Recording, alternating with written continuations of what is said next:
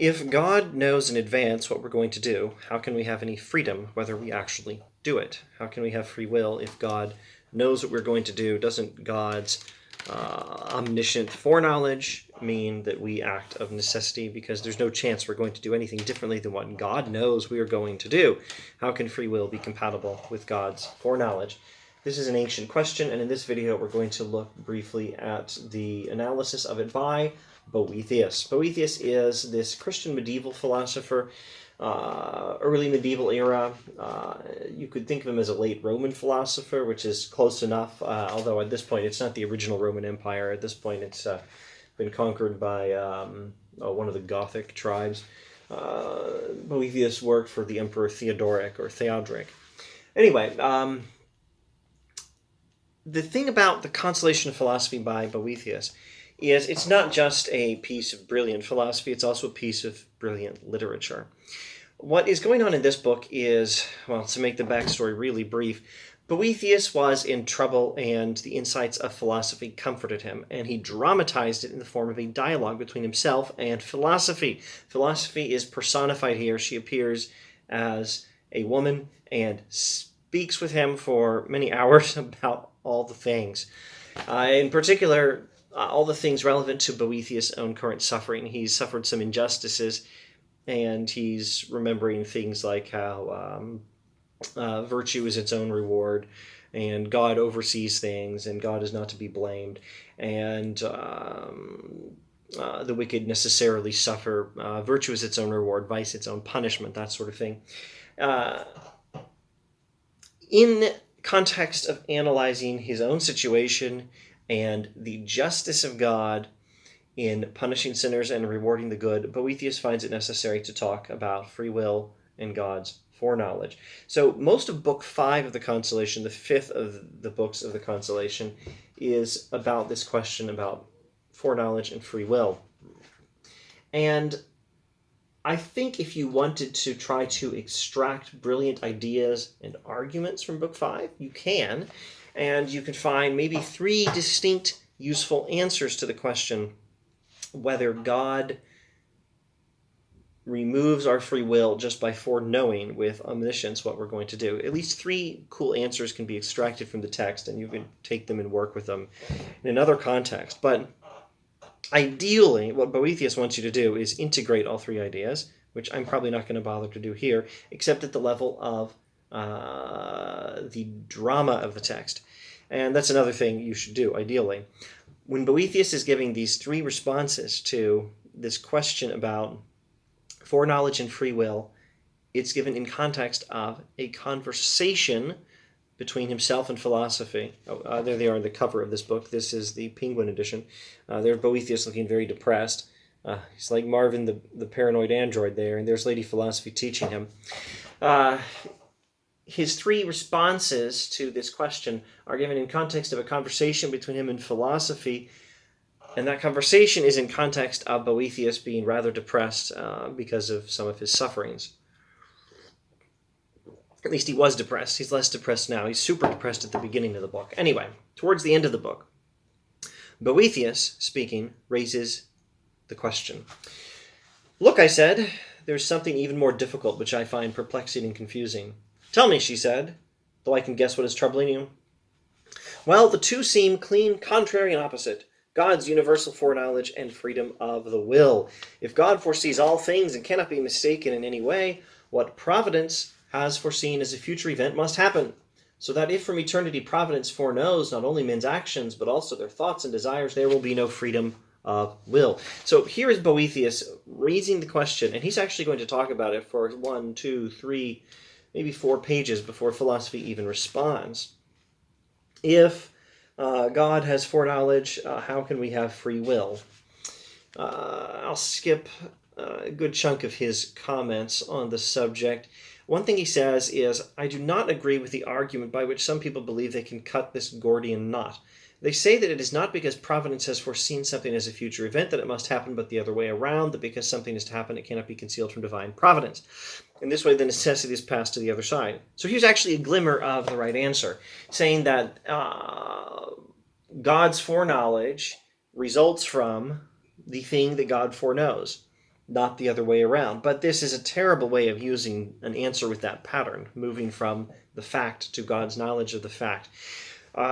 In this response that Boethius is disagreeing with, people say that, well, it's not that God's foreknowledge made our actions necessary, it's that they were necessary in the first place, and that's what made God foreknow them. And Boethius rejects that answer, as he should. What I'm trying to show is that, whatever the order of the causes, the coming to pass of things foreknown is necessary, even if the foreknowledge of future events does not seem to impose the necessity on them. Boethius continues, if a man is sitting, it is necessary that the opinion which concludes that he is sitting is true. And on the other hand, if the opinion about the man is true, because he is sitting, it is necessary that he is sitting. There is necessity, therefore, in both statements. In the one that the man is sitting, and in the other that the opinion is true. In these conversations, we have to make a distinction between the thing known and the knowing. And making that distinction properly and understanding how one of those items affects the other, and where and how precisely necessity can be accurately described, as in the thing known and or in statements about the thing known and in the thing, or statements about the thing that is knowing. Getting that right is going to make all the difference in how we approach this question. And Boethius is not getting it right here, though he's got some glimmers of the answer. But it is not because the opinion is true that the man sits, rather the opinion is true because it is preceded by the man's act of sitting. So although the cause of the truth proceeds from the one side, there's nevertheless a common necessity on either side. Clearly the same reasoning applies to providence and future events, for even if it is the case that they are foreseen because they're going to happen, and not that they happen because they are foreseen, it is nonetheless necessary that either future events be foreseen by God, or that things foreseen happen as foreseen, and this alone is enough to remove freedom of the will, etc. So let me see if I can paraphrase some of that. If you think that I, when I was making this video, was sitting, your opinion is correct, your opinion is necessarily correct. Sorry, let me rephrase that.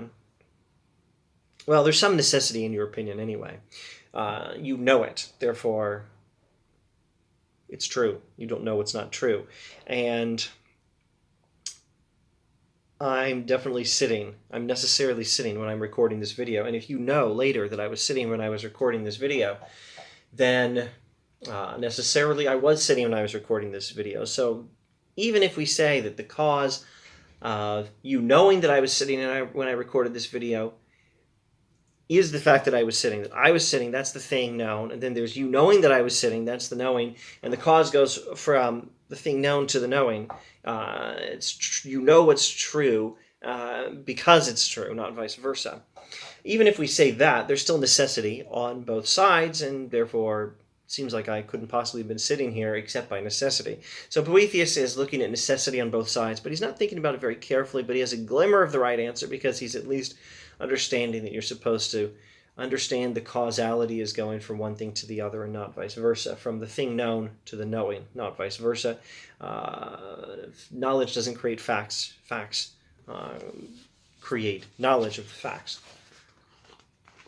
Now, a brief word on why this matters.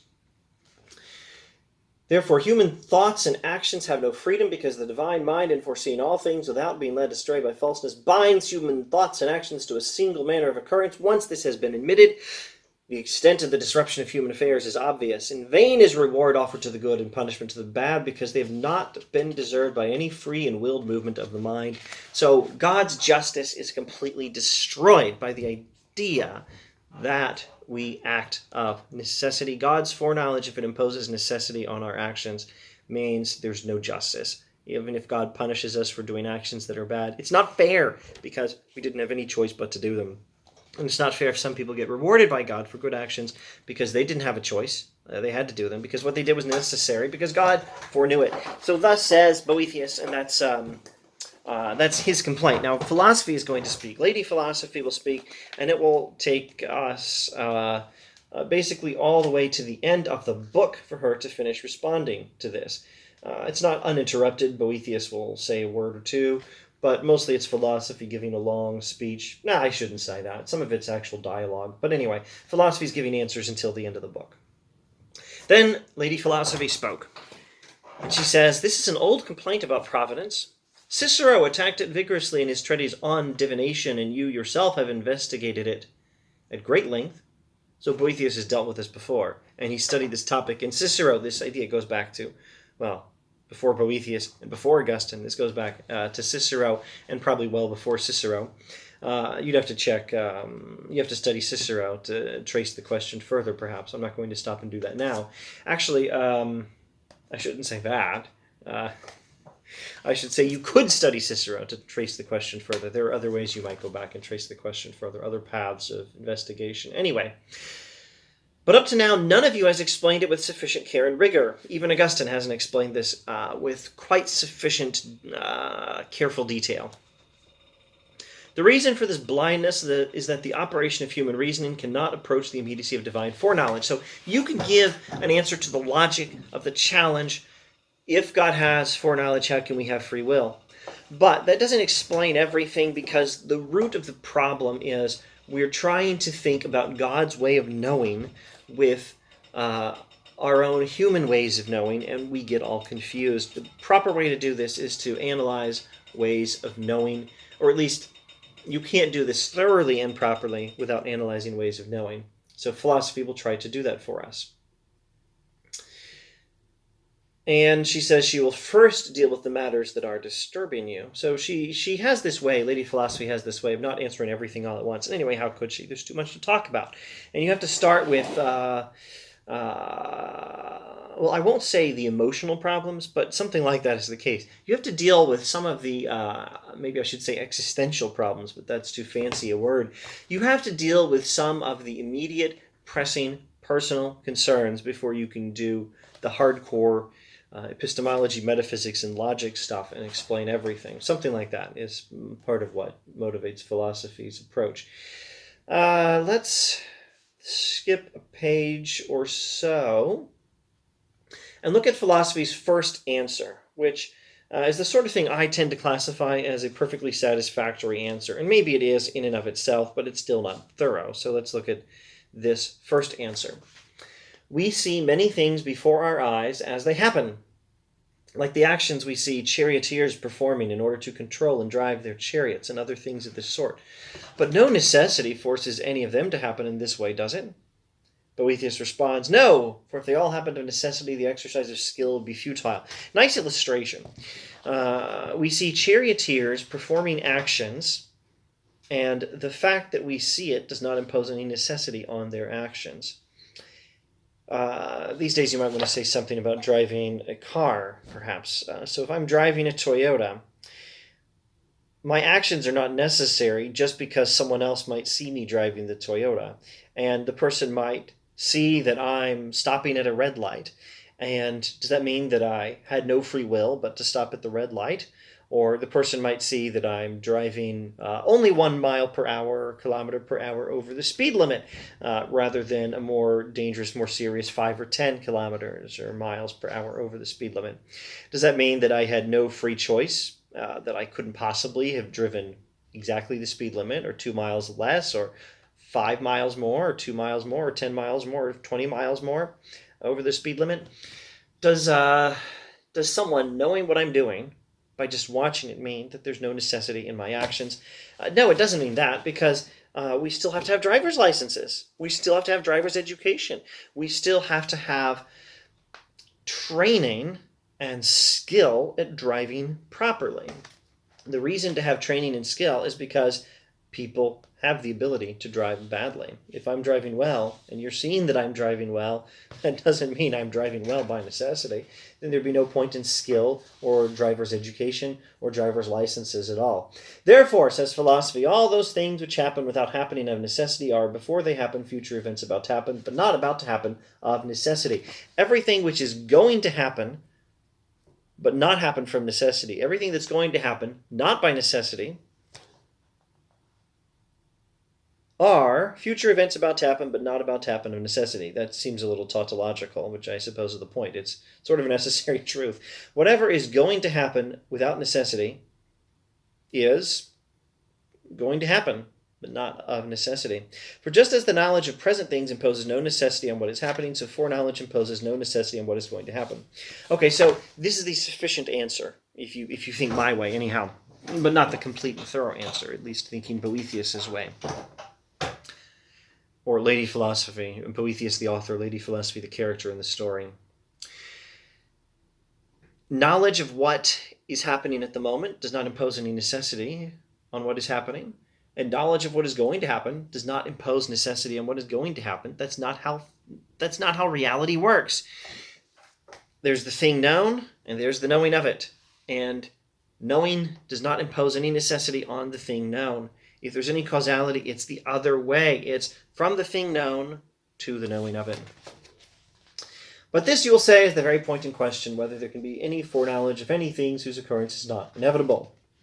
And so Lady Philosophy says that Boethius, the character, not the author, might say, actually maybe the author would also say this, that the point in question is whether logically foreknowledge and free choice are possible.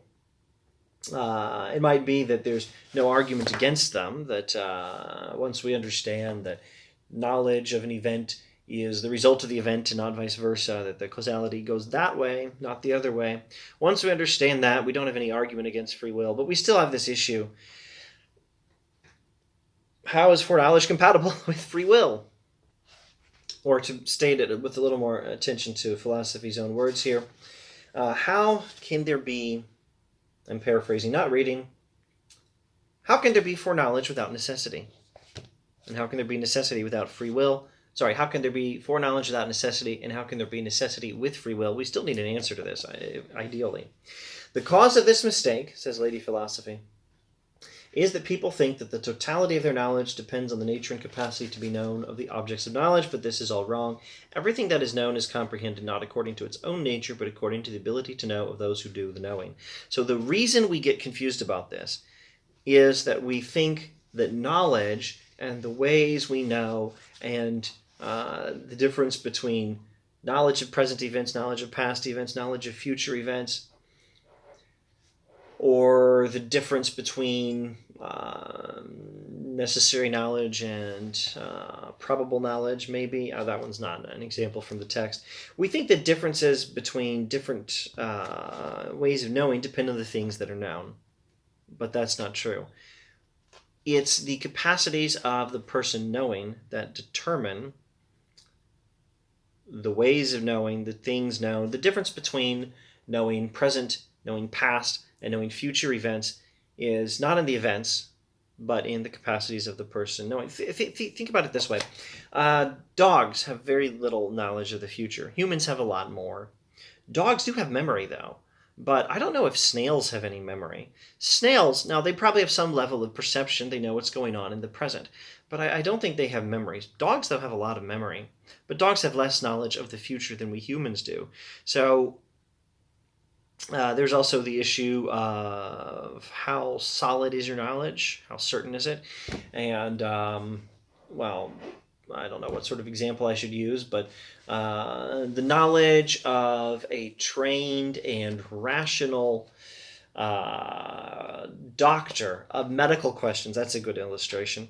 The knowledge of a trained and rational and well-experienced and capable doctor on medical questions is much better than my knowledge of medical questions, even though I can sometimes know a little bit about some things medical. Knowledge of things depends, the differences between different types of knowledge depend on the abilities of the knower, not on the things known. So Lady Philosophy now will talk about this with some detail and taking quite some time. She'll talk about sight and touch and reason and intelligence, imagination, sense perception, etc., etc. And I'm just going to go over all these pages before saying anything else about that. And she says, in this edition, Penguin edition now, page 131, section 5 of book 5, in the same way, human reason refuses to believe that divine intelligence can see the future in any other way except that in which human reason has knowledge. In other words, when we try to think about God's foreknowledge, we're thinking about God as if God were knowing things the way we know things. And that is our mistake. That's where we go wrong. This is how the argument runs. If anything does not seem to have any certain and predestined occurrence, it cannot be foreknown as a future event. Paraphrasing that, I think she's saying we don't like to think that we know the future unless we have absolutely certain knowledge of the future. But we can't have absolutely certain knowledge of the future unless we're knowing something absolutely certain. And so we think that that must be how God works as well. But that's not how God works. Let us then, if we can, raise ourselves up to the heights of that supreme intelligence. Remember, this is a text in the philosophical assent tradition, which I'm not going to stop and explain here in any detail. But our minds need training to ascend to knowledge of higher things. Do what you can. Raise yourself up to the heights of that supreme intelligence. Their reason will be able to see that which it cannot see by itself. You'll be able to see how that which has no certain knowledge may be seen by a certain and fixed foreknowledge, knowledge that is not opinion, but the boundless immediacy of that highest form of knowing, the highest form. The boundless immediacy of the highest form of knowing. Lovely language of God's knowledge. The boundless immediacy of the highest form of knowing. Okay, so you can have certain, fixed, 100% guaranteed knowledge of what is going to happen, even if what is going to happen happens not by necessity, but only if you're God. We can't do it. Now, Boethius has Lady Philosophy explain that God is eternal, and God is outside of time. And let's not go into any detail on that here, but that helps to understand. That helps us understand this whole issue. God's knowledge transcends all temporal change and abides in the immediacy of his presence. It embraces all the infinite recesses of past and future and imbues them in the immediacy of its knowing as though they are happening in the present. If you wish to consider, then, the foreknowledge or prevision by which he discovers all things, it will be more correct to think of it not as a kind of foreknowledge of the future, but as the knowledge of a never-ending presence, so that it is better called providence or looking forth than prevision or seeing beforehand. In other words, we had one answer to the question, if foreknowledge is real, how can we have freedom? And that answer was, the event happens, and that's why we know it, not vice versa. And that's true with God's knowledge as well. But if we want to understand this properly, we need more answers. And one answer is that God is not knowing things the way we do, and God can have a certain knowledge of a future event that is an uncertain event, even if we might not be able to. But God can have a certain knowledge of a future event that is not a certain event, because from God's position, it's not even future, it's all present, because God is outside of time. Everything happens simultaneously for God. What I know in the present and what God knows of the future are pretty much the same thing, except with God knowing that the present is better than my knowledge of the present. How can I rephrase this? For God, nothing is future. Everything is present. Things are only future to us. Things are only future when you are within time. God is outside of time. What we think of as the future, God knows as the present. Or you could think of it as God knows as the past, and you'd be thinking in the right sort of direction. What we think of as the future is not future to God, because God is outside of time. But then if you want to give a thorough answer, you need to keep going, and I do not want to go into any detail on this, but in this edition, page 135, she makes a distinction between what philosophers refer to as necessity de re and necessity de dicto, which means necessity of the thing and necessity of the statement. She says, the same future event is necessary when considered with reference to divine foreknowledge, and yet seems to be completely free and unrestricted when considered in itself. For there are two kinds of necessity. One simple, as, for example, the fact that it is necessary that all men are mortal, and one conditional, as, for example, if you know that someone is walking, it is necessary that he is walking. But this conditional necessity does not imply simple necessity. So here she goes back to that same thing Boethius was saying earlier, when he was getting it all muddled. The Penguin edition, page 135, is correcting page 120, when Boethius is talking about a person sitting. We could have used the same thing, but she uses walking, and that'll do just fine. When I know that a person is walking, or when you know that I am sitting as I record this video, it's necessary, because you know it, that I am sitting. When I know that someone's walking, it's necessary that the person's walking. When you know that I'm sitting, it's necessary that I'm sitting. But that's because it's knowledge. It's not because there's any necessity in the mere fact of me sitting. I could have recorded this video standing up if I'd put the camera phone on a bookshelf or something. Okay, so there's necessity of the thing, and then there's conditional necessity, or necessity of the proposition about the thing, or we could say necessity of necessity that knowledge of a thing is true. So when God foreknows what I'm going to do, when God foreknew that I was going to drink a little bit from this teacup at this exact moment in time,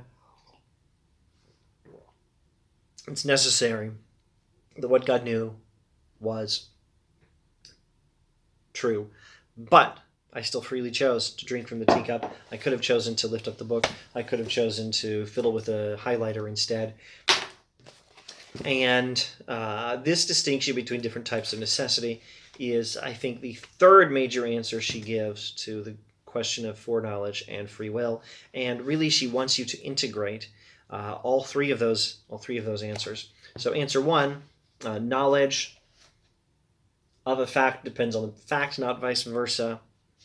That's just how reality works. Same answer we've been giving in the last two videos in this series. Answer two, God is outside of time, and in God's ability to know things, what is known concerning what for us is future is known with 100% certainty for God of what is for God merely the present. Everything is present to God. And then third, there's necessity of the thing, and then there's necessity that is conditional, necessity of the proposition as we refer to it these days, but I think maybe sticking closer to the text. Conditional necessity, meaning if-then necessity. Let me rephrase it in these terms. That's a better way of phrasing it. The third thing is conditional necessity, distinguished from simple necessity.